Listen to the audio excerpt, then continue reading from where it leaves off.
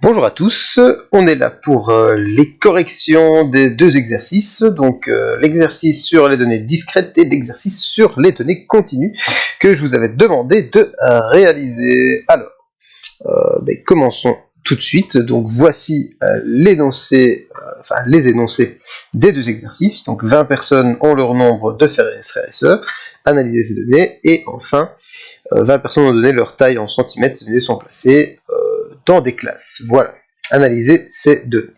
Bon, allons-y directement du coup, donc je vais aller sur PowerPoint comme d'habitude. Donc PowerPoint, voilà. Et je vais placer les données dans un tableau. Voilà, donc je vais insérer mon tableau. J'ai pas réfléchi au nombre de colonnes, c'est juste. Donc je vais vérifier.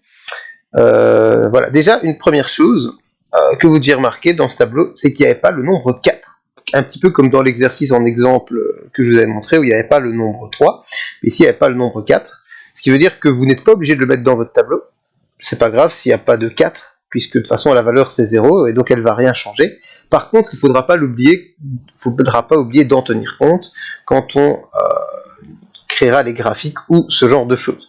Donc, la valeur n'est pas dans le tableau, c'est pas grave, il faut juste pas oublier qu'il y a un 4. Si vous voulez pas l'oublier, vous le mettez dans le tableau, vous savez que la valeur c'est 0, il n'y a pas de souci. Mais si vous voulez gagner du temps et gagner une ligne, vous ne mettez pas la valeur 4. Voilà.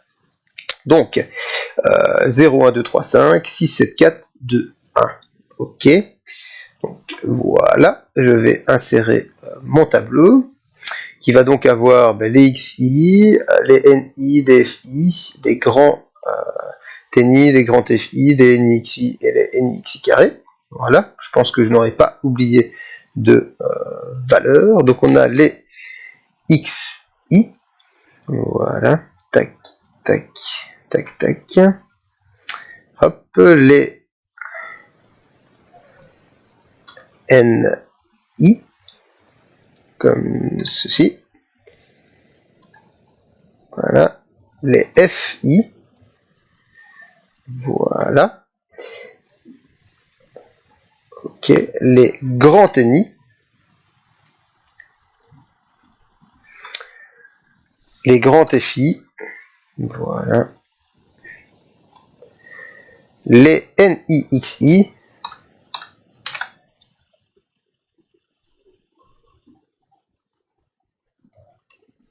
comme ceci.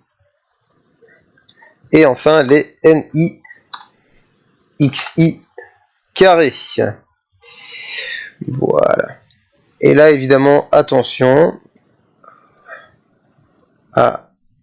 au fait que le carré ne porte que sur le XI. Je ne le répéterai jamais assez. Ça peut paraître bête, mais je peux vous assurer que plein de fois, à l'examen, les problèmes qui se passent, c'est simplement un problème de souvenirs. On ne sait plus c'est quoi les XI, les NI, du coup on est tout perturbé. Mais si vous comprenez bien que les XI correspondent aux données, après ça devient beaucoup plus facile, évidemment.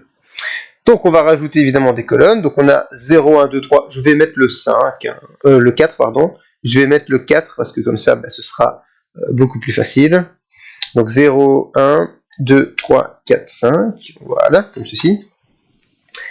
0, 1, 2, 3, 4 et 5. Mais comme je vous l'ai dit, pas besoin de mettre la ligne avec le 4, puisque cette ligne ne va rien modifier au reste du tableau. Il faut simplement pas oublier de placer le 4 quand on fait les graphiques.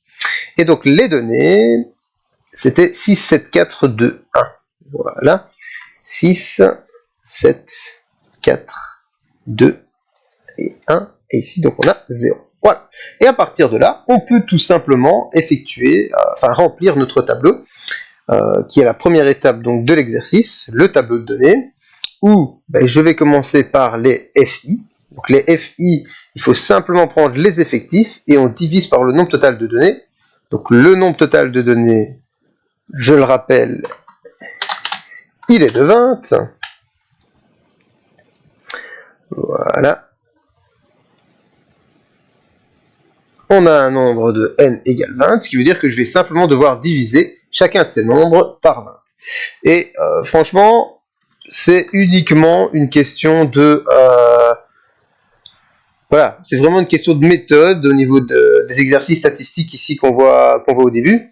Il n'y a vraiment pas de grosses difficultés par rapport à ce qu'on a fait avant, donc j'insiste. Ce qui veut dire que si vous faites plusieurs exercices, que vous comprenez bien les méthodes, mais tout devrait se passer sans problème. Donc 6 divisé par 20, 0,3, voilà. Et ainsi de suite. 7 divisé par 20, ça fait 0,35, 0,2, 0,1. Ici, on a bien sûr 0, 0. Et ici, on a 0,05. Voilà. Et donc là, j'ai rempli ma colonne des FI en divisant chacune des valeurs ici par 20. Et je vérifie, bien entendu, que le tout fait 1. Parce que c'est important, c'est que le total des FI fasse 1. Donc ça fait 0,65, 0,85, 0,95, ça fait bien 1. Voilà. Pour les grands NI, on additionne. Donc là, première valeur, c'est la valeur des NI de la ligne, 6. Deuxième valeur, 6 plus 7, ce sont les effectifs cumulés. Je ne réexplique pas tout, évidemment, comme tout est déjà expliqué en détail dans la première vidéo que vous avez vue. Donc ici, c'est plus une vidéo de correction. Si vous avez des questions, n'hésitez pas à les poser dans le forum prévu à cet effet sur Moodle. Donc 13 plus 4, 17. 17 plus 2, 19. 19 plus 0, 19. C'est pour ça que je vous disais que cette ligne-ci, elle ne sert à rien, parce qu'on va garder les mêmes valeurs pour les grands NI et grands FI. Ici, on a 0, enfin, voilà. Et du coup, 20 ici. Pour les grands FI, soit on fait le même procédé, on additionne ici un par un pour obtenir les valeurs ici, soit je prends les grands NI et je divise par 20. Donc 6 divisé par 20, 0,3. 13 divisé par 20, 0,65. 17 divisé par 20, 0,85. Ici, 0,95. 0,95 et 1. Voilà. Comme ceci. Donc les NIXI, on multiplie NI par XI qui est ici. Donc là, vous pouvez de nouveau le faire à la calculatrice. Moi, je vais simplement faire l'opération directement, puisque les nombres sont assez simples. 6 fois 0, 0. Et là, pourquoi il est en mode indice? Hop, 0.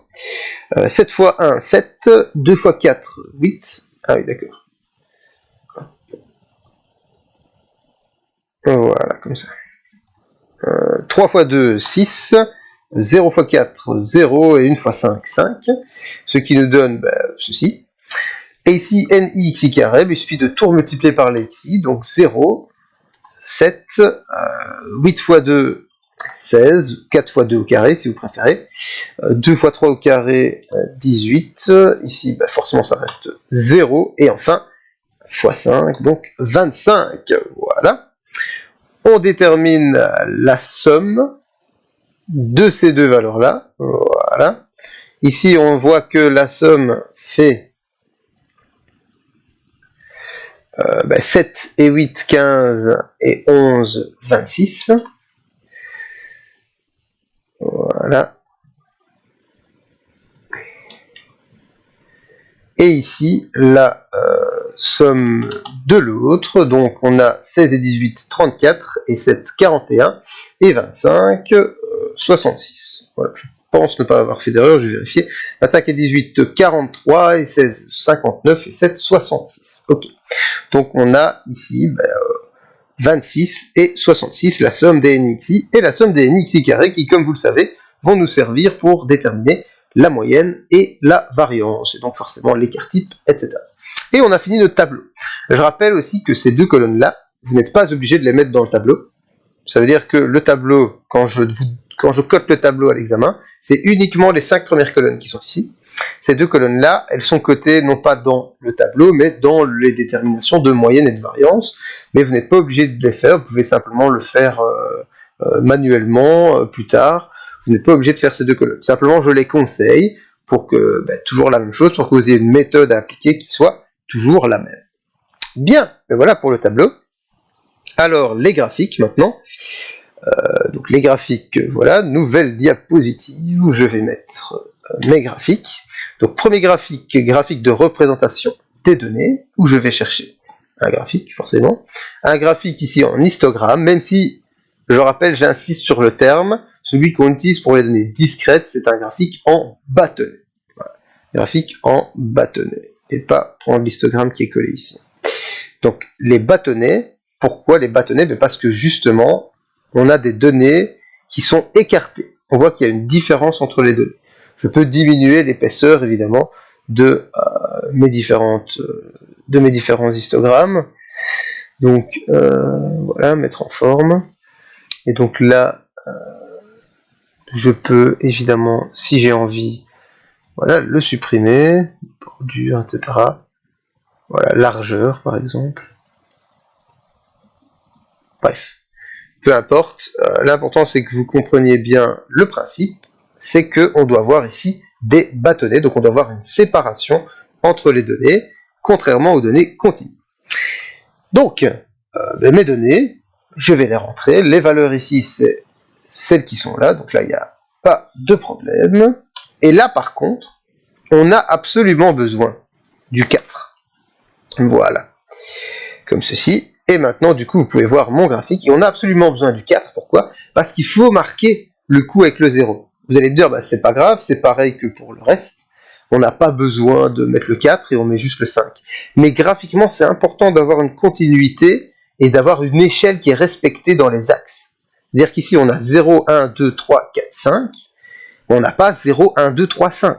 Ça n'a aucun sens de mettre 0, 1, 2, 3, 5. Il faut montrer qu'il y a justement un écart. Montrer que le 5 a un plus grand décalage avec le 3 que le décalage entre le 2 et le 3, par exemple. Donc ça, c'est à ce moment-là qu'il faut faire attention au 4 qui doit être présent. Mais évidemment, je ne vous demande pas de réaliser le graphique sur Excel ou sur PowerPoint. Donc dans votre tableau, vous n'êtes pas obligé de mettre le 4. Moi, c'était plus facile de le mettre pour la réalisation de mon graphique. Mais vous ne le mettez pas ici, et puis vous le mettez dans le graphique, et c'est très bien évidemment. Et du coup, j'ai oublié le titre ici. Voilà, je vais... Donc je vais mettre nombre de frères et sœurs, hein, voilà. Nombre de frères et sœurs. Et voilà mon graphique. On voit qu'on a 6 personnes qui ont 0 frères et sœurs, 7 personnes qui ont un frère et une sœur, 4 personnes qui ont 2 frères et sœurs, et ainsi de suite. Voilà, premier graphique, pas très compliqué. Pour le deuxième graphique, je l'ai de nouveau fait sur Excel. C'est vrai que je n'avais pas précisé, je crois, dans la vidéo précédente, comment faire mon graphique sur Excel, au cas où ça vous intéresserait. Mais c'est parce qu'en fait, sur PowerPoint, c'est plus compliqué. Sur Excel, il faut faire un nuage de points. C'est-à-dire que, je vous montre ici, voilà, je vais demander d'insérer un graphique. Voilà. Il faut sélectionner les données. Donc, avec les données qui sont là, donc je demande de me faire un graphique en nuage de points. Et graphique recommandé, il me recommande le nuage de points. Et du coup, j'ai mon graphique ici en nuage de points. Et c'est quoi un nuage de points? C'est simplement que il prend chacune des valeurs ici, et il met une valeur en X, une valeur en Y, une valeur en X, une valeur en Y. Donc pour avoir un graphique en escalier, je suis obligé de mettre, comme vous le voyez, 2 valeurs en X pour le 1, 2 valeurs pour le 2, 2 valeurs pour le 3, une valeur en l'occurrence pour le 4, je n'étais pas obligé d'en mettre 2, et 2 valeurs pour le 5. D'accord? Donc là, on est obligé de faire ceci. Et donc, on est obligé de faire un nuage de points. Mais de nouveau, vous, à l'examen, vous devrez le faire manuellement, forcément. Donc, c'est pour ça que j'insiste pas là-dessus. Mais vous voyez que pour des données discrètes, par contre, ce qui est important, c'est qu'on a bien un graphique en escalier, parce que les données évoluent tout d'un coup. À 0, on évolue directement à 0,3, comme on peut le voir dans notre tableau. 0, grand FI, n'oubliez pas que c'est cette colonne-ci, 0,3. Ensuite, on reste bloqué à 0,3 jusqu'à ce qu'on arrive en 1. Alors, quand vous voyez sur le graphique, c'est pour ça que là, on reste bloqué en 0,3 jusqu'à ce qu'on arrive en 1. Et en 1, on a un énorme palier qui nous fait monter à 0,65, comme on le voit ici dans le tableau. Ça veut dire quoi? Ça veut dire que on a une fonction de répartition qui est une fonction continue. C'est une fonction qui existe sur toutes les valeurs. Or, on travaille avec des données discrètes, et ces données n'existent que en 0, 1, 2, 3, 4, 5. Et c'est donc pour ça qu'on a des pics comme ça, des gros changements, à chaque fois en 1, en 2, en 3, en 4, en 5, et entre les deux, ça ne bouge pas, et c'est pour ça qu'on a donc une fonction en escalier.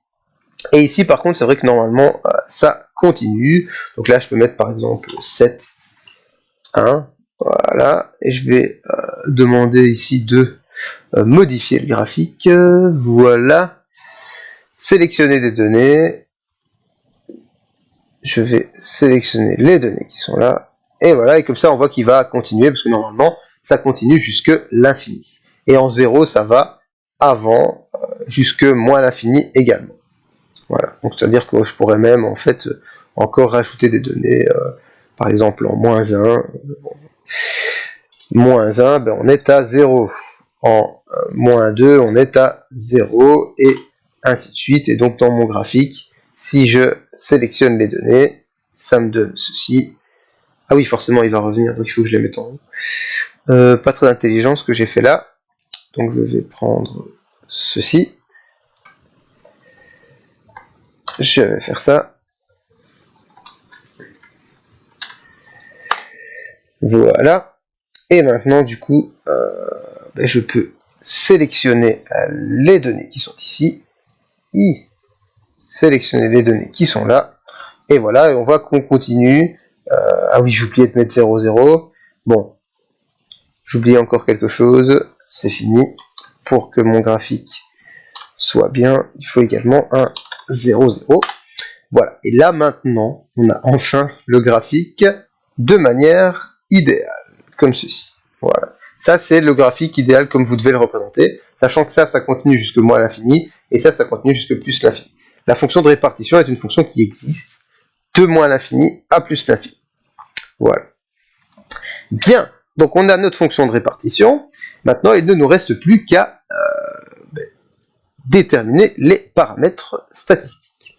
Alors, on va commencer par les paramètres de position.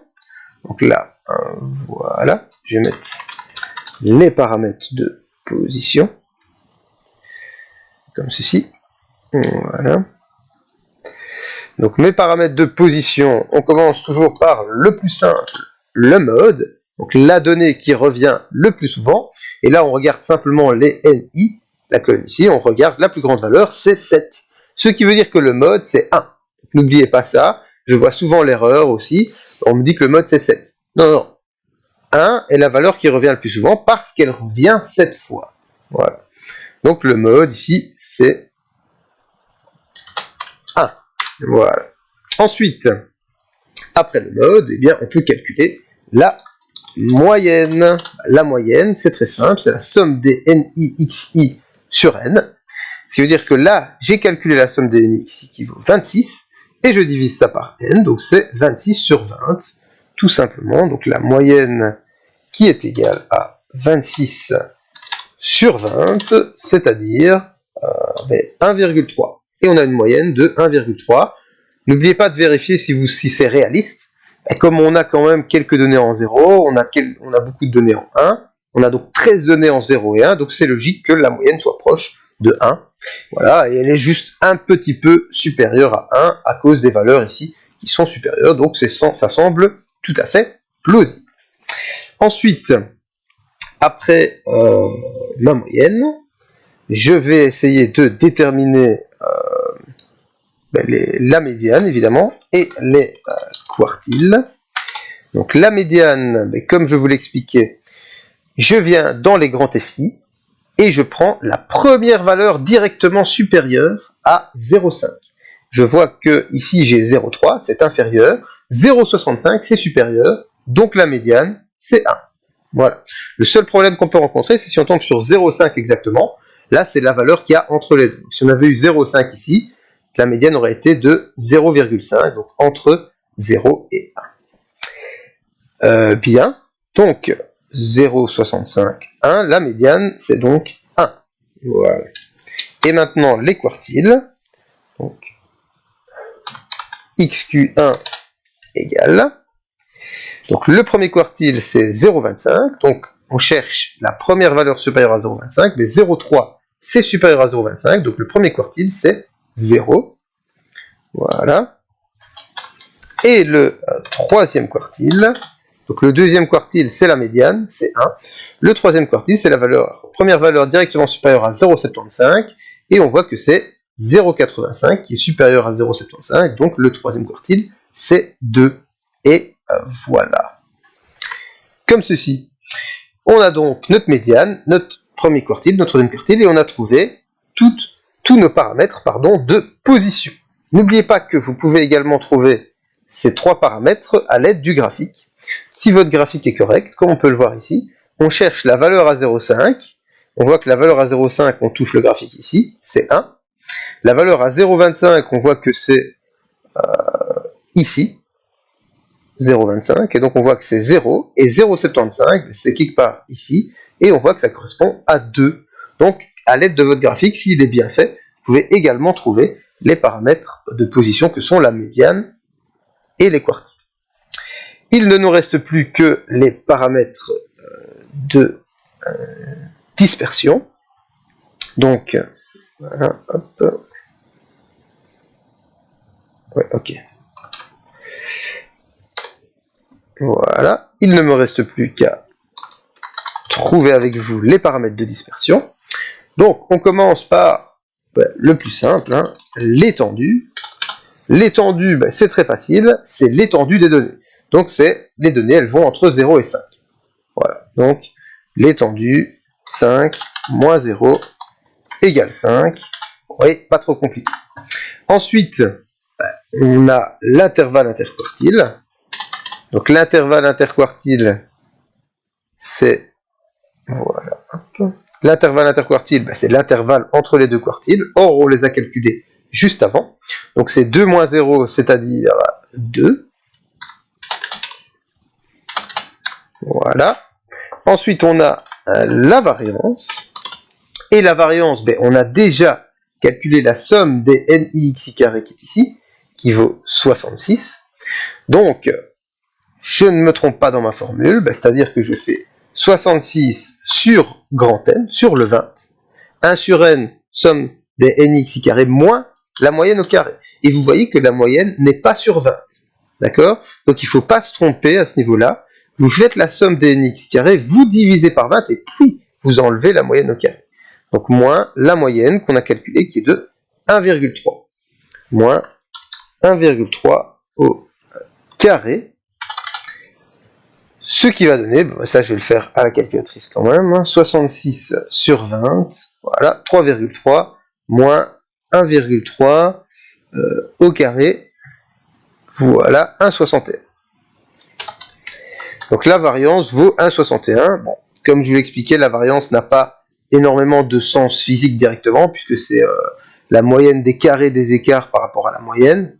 Bon, voilà. Par contre, l'écart type, sigma, c'est la racine de la variance.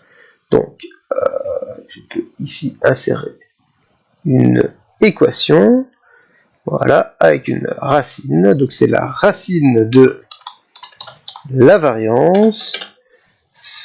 Et là, ouais, ok.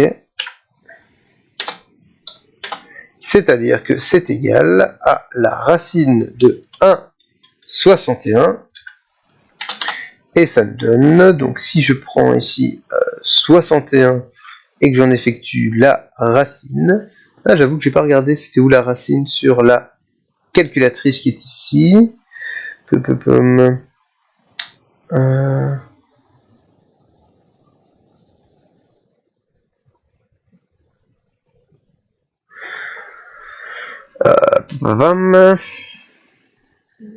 La racine.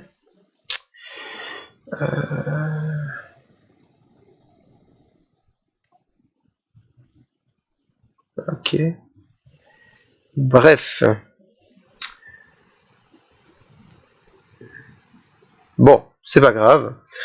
Prenez votre calculatrice à ce moment-là. C'est pas possible, il doit y avoir moyen quand même de faire une simple racine. Ah ben voilà, je vais prendre la standard. Et donc là, je vais faire du coup 1,61 racine, et ça me donne, comme vous pouvez le voir, 1,27. Voilà. 1,27. Bon, donc là, on a trouvé l'ensemble de nos paramètres de dispersion. Et maintenant, on doit analyser nos données avec ce qu'on a obtenu ici. Donc on peut dire que les données sont centrées autour de 1, puisqu'on voit que le mode vaut 1, la moyenne est très proche de 1, la médiane vaut 1. Donc on peut clairement dire qu'au niveau de leur position, les données sont centrées autour de 1. Maintenant, en ce qui concerne la dispersion, donc c'est-à-dire comment elles se comportent autour de 1, ben, vu qu'on voit qu'on a une étendue de 5 et un intervalle interquartile de 2, on peut dire que les données sont un petit peu plus rapprochées autour du centre, mais pas énormément non plus, puisque c'est pratiquement la moitié au final. Et au niveau de la variance, on voit qu'on a un écart type de 1,27, c'est-à-dire que on a plus ou moins, on va dire, 68% des données qui sont comprises entre 0 et 2,5, c'est-à-dire que oui, donc les données sont un petit peu proches de la moyenne, mais pas de manière exagérée. Donc la conclusion générale, c'est que les données sont centrées autour de 1, et elles sont plus ou moins rapprochées du centre. Voilà. Et ça, c'est donc la conclusion de cet exercice. Voilà pour l'exercice des données discrètes. Je vais enchaîner directement avec l'exercice sur les données continues. Alors, cet exercice qui est ici, donc on a la taille de 20 personnes, et on a ici le nombre de personnes qui font cette taille. Donc, on va de nouveau créer le tableau de données. Donc ici, je vais reprendre mon tableau ici. Donc, voilà. Je prends ceci. Donc là, je vais simplement changer les valeurs ici. Voilà. 160, 165. 165, 170.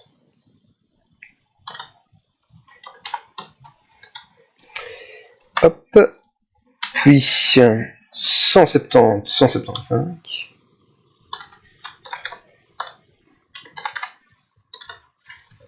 On va jusque 180, 185. 175, 180. Et enfin, pour terminer, 180, 185. Aïe, no. Voilà. Comme ceci. Et là, on a une colonne en trop, une ligne en trop, pardon. Une ligne en trop, donc je vais demander de supprimer. Voilà. Et voilà. Bien. Donc, on a toujours n égale 20, bien entendu. Simplement, ici, les valeurs des NI vont changer. Donc, au niveau du fonctionnement, donc les NI 3, 5, 7, 4, 1. Voilà. 3, 5, 7, 4, 1. Comme ceci. Voilà. 3, 5, 7, 4, 1. Et donc, c'est exactement le même fonctionnement que pour les données discrètes. Donc là, je ne vais pas énormément m'arrêter là-dessus. Voilà, on a ici les FI, on divise par 20, donc c'est 3 divisé par 20, 0,15, 5 divisé par 20, 0,25, 7 divisé par 20, 0,35, 4 divisé par 20, 0,2, et 1 divisé par 20, 0,05.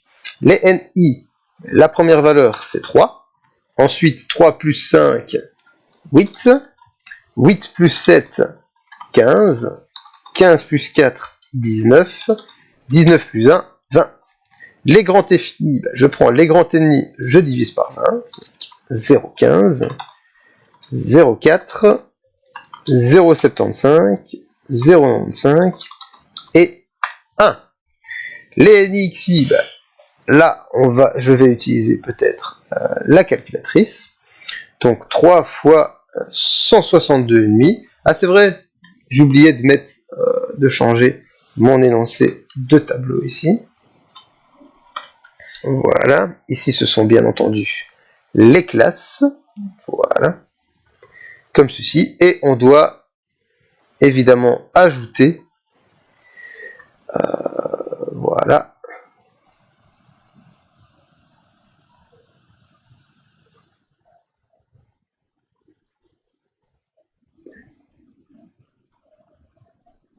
je dois évidemment ajouter ici les fameux XI qui vont être les centres de classe. C'est juste que de nouveau, les XI, on n'est pas obligé de les mettre, on peut calculer directement le milieu des classes. Mais bon, donc ici, je vais le faire quand même.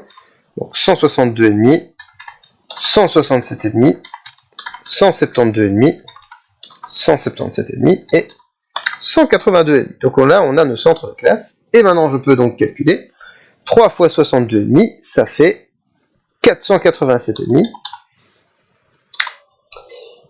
Voilà. Et donc, je fais les autres moi-même. 5 fois 167,5, 5 fois 167,5, 837,5. Voilà. 7 fois 172,5, 7 fois 172,5, 1207,5. 4 fois 177,5, ça nous donne 710. Et enfin, 1 fois 182,5, ça nous donne 182,5. J'en fais la somme. Donc je fais la somme de toutes ces valeurs. 837,5 plus 487,5. Et ça me donne 3425. Donc la première valeur ici, 3425. Voilà. Et les NXI carrés. Donc là, il me reste à les calculer. Donc je le fais de nouveau sur ma calculatrice. Non, pas comme ça. Donc 487,5 fois 162,5, comme ceci. Donc là, on a 79 218,75. Voilà. Ici, on a donc 837,5 fois 167,5, ou bien 5 fois 167,5 au carré, si vous préférez. Là, 140 281,25. Voilà. Voilà. Mais du coup, ça change là. Et du coup, je peux faire ça. Voilà. Ensuite, 1207,5 multiplié par 172,5. Ça nous donne 208 293,75. Donc là, faites attention à ne pas vous tromper. C'est le moment où il faut être bien accroché quand on a des grandes valeurs comme ça. Mais c'est pas si grave, ne vous en faites pas. Voilà, 208 293,75. Ici, on a donc 177,5 fois 710, ça nous donne 126 025. Et enfin, le dernier, donc c'est 182,5 au carré, ce qui nous donne 33 306,25. 33 306,25. Et je fais la somme de tout ça, en espérant ne pas me tromper, hein. Plus 208 293,75 plus 140 281,25 plus 79 218,75, ça nous donne un total de 587 125. Voilà, donc on a obtenu la somme de nos NXI carrés pour la suite. Bien, donc maintenant, ici, qu'est-ce que je vais faire comme graphique? Donc, comme je vous l'avais expliqué, on fait un graphique en histogramme cette fois-ci. Donc là, les histogrammes doivent être collés. Voilà. Donc là, je vire cet ancien graphique. Donc j'insère un graphique en histogramme comme celui-ci. Sauf que là, les données, je vais évidemment sélectionner les données qui sont ici. Voilà.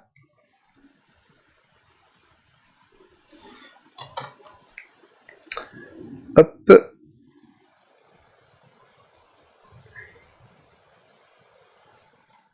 comme ceci.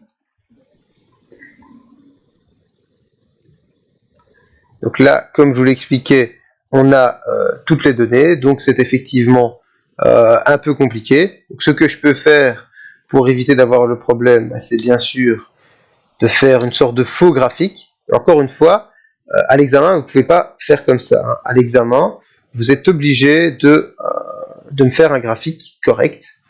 Donc, dans le pire des cas, vu qu'ici c'est un petit peu compliqué pour moi de vous le montrer en direct, je vous ferai un bref rappel quand on se verra nous-mêmes. Donc, je peux prendre le graphique en histogramme comme ceci. Et là, du coup, je vais chercher mes valeurs qui sont là. Non, c'est pas ça. Voilà, je vais chercher les données qui sont là. Je les mets là. Voilà, comme ceci. Et je prends les NI que je mets en série 1. Voilà. Et là, je vais agrandir un peu pour voir ce que je fais. Voilà, comme ceci. Et ça me donne le graphique ici. Mais bon, de nouveau, voilà, moi ce que je veux voir, c'est un graphique où tous les histogrammes sont collés et où on voit clairement les valeurs. 160 ici à gauche, 165 du coup entre les deux histogrammes. Donc 165 puis 170, avec à chaque fois une seule valeur. 160, premier histogramme, 165 ici, 170 ici, on a le deuxième histogramme qui monte jusque là, et ainsi de suite. Mais bon, on va pas s'arrêter plus longtemps. De nouveau, s'il y a un souci, je vous ferai un petit rappel. Bien. Voilà. Donc, maintenant, le graphique, la fonction de répartition. Là, c'est plus intéressant parce que là, je vais représenter mon graphique en courbe. Donc là, évidemment, je dois regarder quelles sont les valeurs que je mets ici. Donc les valeurs, c'est toutes mes valeurs qui vont entre 160 et 185. Hein, voilà. Donc là, 160, 165, 170, 175, 180 et 185. Voilà. Donc la toute première valeur, on commence bien entendu en 0. C'est la seule valeur qui n'apparaît pas. Toutes les autres apparaissent bien entendu avec les grands FI qui sont ici. Et voilà. Et tout ce que j'ai à faire maintenant, c'est faire ceci. Et du coup, j'ai mon graphique qui apparaît avec les différents points qui sont là, bien mis en évidence. Donc on commence en 0 à 160, on termine en 1 à 185. Et comme pour tout à l'heure les données discrètes, ça continue à l'infini à gauche ici, et ça continue à l'infini à droite ici. Libre à vous de rajouter des valeurs dans le graphique, bien entendu. Et on voit qu'on a toutes les valeurs qui correspondent bien, c'est-à-dire que 165, c'est ici 0,15, je crois. Oui, c'est ça, 0,15. Mais donc, faites attention, quand vous représentez ça à la main, la première valeur, le 160, c'est bien en 0 qu'on commence, d'accord? Et puis, c'est chaque fois la valeur de droite de l'intervalle qui correspond au grand FI. Donc, 165, c'est 0,15. 170, c'est 0,4. 175, c'est 0,75, et etc. Et comme vous pouvez le voir, 165, c'est 0,15, comme je l'avais dit. 170, c'est 0,4, et ainsi de suite. Et on a notre fonction de répartition. Voilà. Fonction de répartition. Comme ceci. Bien. Alors, on va donc déterminer nos paramètres. D'abord, la position. Je rappelle que on n'a pas de mode, mais bien une classe modale, ici. C'est la classe qui revient le plus souvent. Donc, on a ici 7, la plus grande valeur, de nouveau, c'est 170, 175. Et donc, la classe modale, c'est tout simplement 170, 175. Bon, je pense que pour le mode, ça va aller. C'est pas trop compliqué. La moyenne, je prends la somme des NXI que je divise par 20. Donc ça, c'est le même principe, hein, vraiment, que les données discrètes, à part que les XI sont les centres de classe. Mais les XI n'ont de sens que pour le calcul de la moyenne et de la variance. Comme vous avez pu le voir pour le graphique, on n'a pas utilisé les XI, on a bien utilisé les bornes des classes. Donc là, j'ai mes XI. Donc ma moyenne, c'est la somme ici divisé par 20, donc 3425 divisé par 20, voilà, 3425 sur 20, ce qui va me donner, du coup, c'est quoi? C'est 171,25. Je vérifie quand même avec la calculatrice, de nouveau, 3425 divisé par 20, ça fait bien 171,25. Parfait. Bien. Ensuite, on a la médiane. Et donc là, la médiane et les quartiles, comme vous l'avez vu dans ce qu'on a fait avant, mais c'est un petit peu plus compliqué. Il faut calculer l'équation de la droite. Donc ici, on voit que on a les grands FI. On dépasse le 0,5 ici. Donc ça veut dire que la classe correspondante, c'est 170, 175. On doit donc calculer l'équation de la droite, qui est ici, entre 170 et 175, et faire une interpolation, c'est-à-dire remplacer une valeur dans l'équation de la droite, le y par 0,5 pour trouver le x correspondant. Bon, allons-y. On sait qu'on a ces deux valeurs-là. Donc 170, donc les FI sont là, hein, d'accord? Donc 170 correspond à 0,4 et 175 à 0,75. Donc je sais que j'ai 170 0,4 et 175 0,75. Donc voilà, on a nos deux points qui sont 170, je vais peut-être mettre des points virgules, 0,4 et 175 0,75. Voilà. Alors ici, maintenant que j'ai ces deux points-là, je cherche la valeur de y égale 0,5. Donc je cherche x 0,5. Voilà. Ce qui veut dire que je dois calculer l'équation de ma droite. Donc le m qui est égal au delta y sur delta x, ça fait 0,75 moins 0,4, ça fait 0,35 divisé par le delta x 175 moins 70 divisé par 5, c'est-à-dire 0,07. Le p, donc je remplace par un des deux points, donc c'est-à-dire que je cherche y égale mx plus p, ce qui veut dire que je vais prendre ici 0,4 égale 0,07 fois 170 plus p. Je peux trouver donc le p en faisant 0,4 moins 0,7 fois 170. Donc le p est égal donc à 0,4 moins 0,07 fois 170 et c'est égal à voilà 0,4 moins 0,07 fois 170, ça nous donne moins 11,5. Moins 11,5, on a le y, on a le m et le p, donc la droite a pour équation quoi? Y égale 0,07x moins 11,5. Et j'ai trouvé mon équation de droite.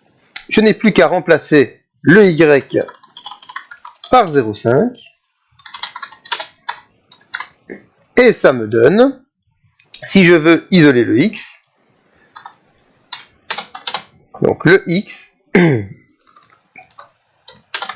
va être égal à 0,5 plus 11,5. Là, je vais peut-être mettre sous forme de fraction, puisque ce sera un peu plus clair. Voilà. Fraction comme ceci. Donc on a 0,5 plus 11,5, le tout divisé par 0,07. Donc, pour isoler le x qui est ici, j'ai fait passer le 11,5 de l'autre côté, donc 0,5 plus 11,5, et je divise par le coefficient, donc par 0,07, ce qui va me donner 12 divisé par 0,07, et ça me donne 171,43. Voilà. Et j'ai trouvé ma médiane. Voilà. Donc je vais le noter, égal 171,43. Maintenant, on peut se poser la question, est-ce que c'est réaliste? Et déjà, première chose, on voit qu'on est bien dans la classe 170-175 qu'on cherchait. Et si on regarde sur le graphique, si je regarde ici, du coup, la droite qui est ici, on voit que le 0,5 il est là, donc on est, quand on tombe ici, on est plus proche du 170 que du 175, et effectivement on a une valeur qui est plus proche du 170 que du 175, donc ça semble réaliste, et on a trouvé notre médiane. Donc même principe maintenant pour les quartiles, donc là je vais juste recommencer ici, mais je vais prendre... Je cherche XQ1, voilà. Donc là, XQ1, c'est 0,25. Donc 0,25, ça veut dire qu'on est ici, puisque c'est la première valeur directement supérieure à 0,25, et donc la classe correspondante, c'est 165, 170. Et donc je cherche mes deux points. Mes deux points, c'est 165, 0,15 et 170, 0,4. Voilà, je viens ici, et je mets du coup... 165, 0,15 et 170, 0,4. Voilà, je cherche cette fois-ci x 0,25. Donc le m, cette fois-ci, c'est 0,25 sur 5. Oui, 0,4 moins 0,15, ça fait 0,25, divisé par 170 moins 165, divisé par 5, donc ça me fait 0,05. Le P maintenant, je sais que, et là je peux prendre le même point, 0,4 égale 0,05 fois 170 plus P, d'accord? Donc maintenant si je cherche le P, je fais passer, comme tout à l'heure, le 0,05 fois 170 de l'autre côté, et je sais que ça va être égal à 0,4 moins 0,05 fois 170, on est à moins 8,1. Moins 8,1, et donc la droite, c'est 0,05x moins 8,1. Vous voyez que je fais que changer le truc précédent, parce que c'est le même fonctionnement. C'est juste que là, on cherche avec 0,25 au lieu de 0,5. Donc la droite est différente, mais à part ça, tout est pareil. Donc là, je remplace y non pas par 0,5, mais par 0,25.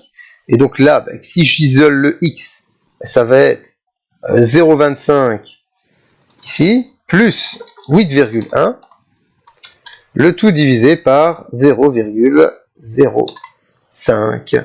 Et donc, j'obtiens maintenant ma nouvelle valeur, 0,25 plus 8,1, voilà, divisé par 0,05, ça me donne 167. Et effectivement, comme on peut le voir, la valeur est bien comprise entre 165 et 170, et graphiquement, si on regarde un petit peu, on voit que ici, 0,25, effectivement, on est plus ou moins au milieu entre 165 et 170. Donc vous voyez, toujours la même méthode à appliquer, je trouve la bonne classe, en regardant dans le tableau, la valeur directement supérieure à ce que je cherche. Tout à l'heure, directement supérieure à 0,5, c'était ici, donc c'était cette classe-ci.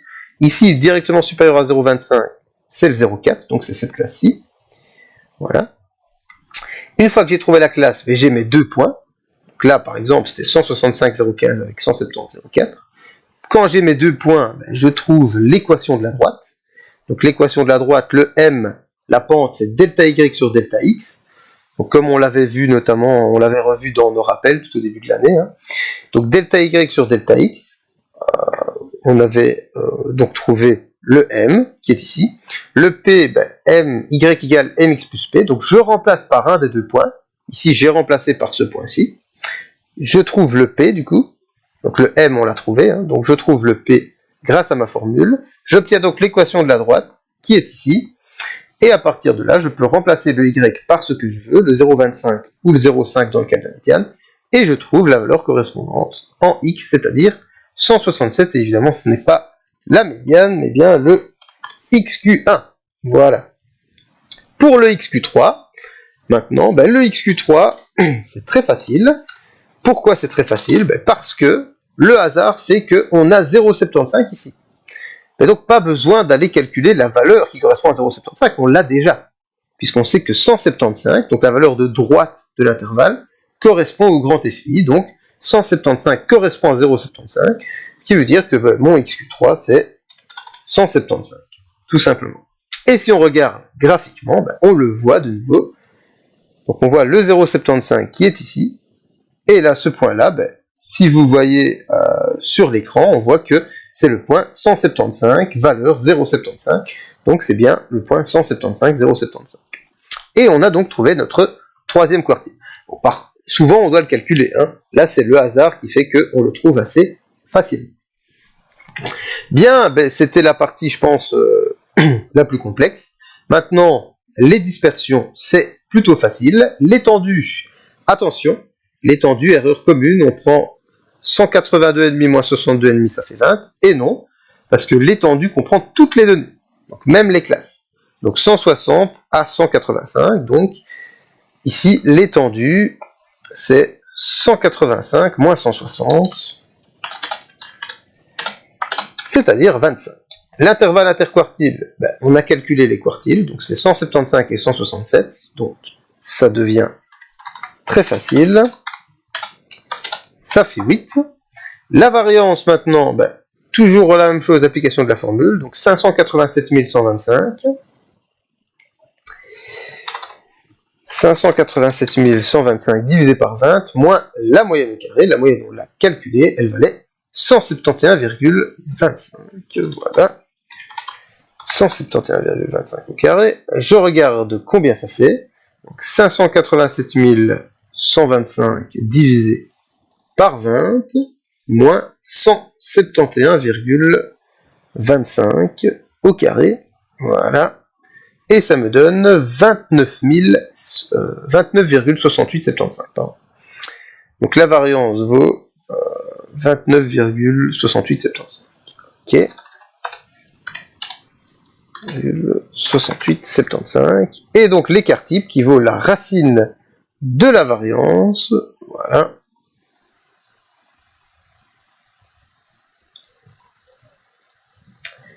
Ça fait 5,45. Voilà.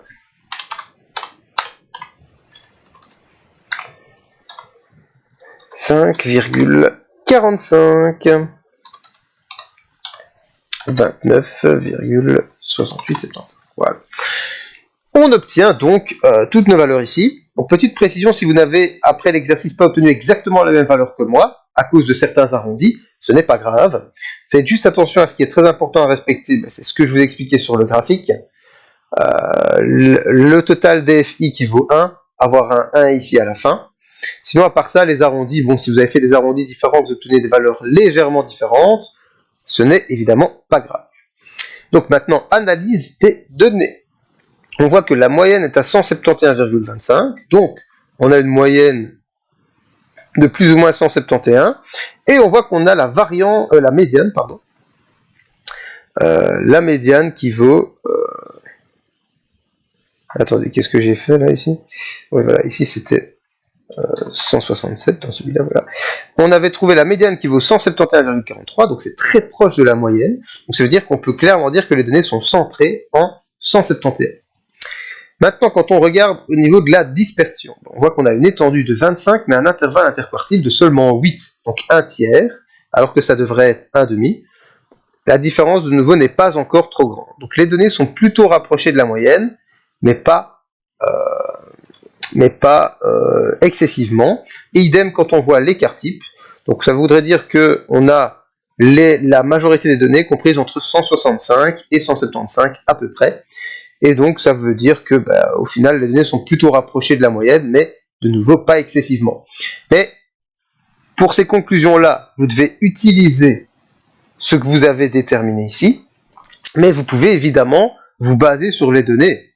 C'est-à-dire que vous devez justifier avec les paramètres qu'on a calculés, mais vous pouvez aussi regarder les données. Quand on voit les données, on voit que on a 7 ici, donc c'est logique qu'on est plutôt centré ici, et on voit qu'on a quand même ici 5, 3, On a quand même ici une valeur jusque-là, on a 4 au-dessus de 175, donc on voit que les données sont plutôt proches de la moyenne ici, mais quand même un petit peu dispersées, et pas, c'est pas comme si on avait eu 1, 1, 20, 16, 1, 1, 1, 1, 16, 1, 1, là, on peut dire que les données étaient très très proches de la moyenne, très très proches du centre.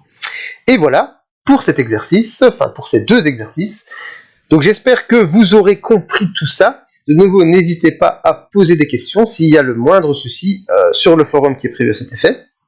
J'espère qu'on se reverra de toute façon, comme toujours, le plus vite possible. Et ce sera beaucoup plus facile pour moi de répondre à d'éventuelles questions. Mais en tout cas, n'hésitez pas à poser des questions, même si vous avez peur qu'elles soient débiles ou quoi. Ce n'est pas parce que vous les posez sur un forum que c'est plus bête que quand vous levez la main en classe. Vous savez qu'on est là tous ensemble dans une période difficile, donc personne ne va vous juger. Donc n'hésitez pas vraiment, si vous avez des soucis, à poser des questions. Voilà. Et surtout, continuez de faire des exercices et continuez de travailler, parce que ça va vous maintenir au niveau et ça vous permettra de réussir votre année malgré tous les événements qui se produisent actuellement. Voilà, là-dessus je vous souhaite une bonne journée, une bonne semaine et à très bientôt.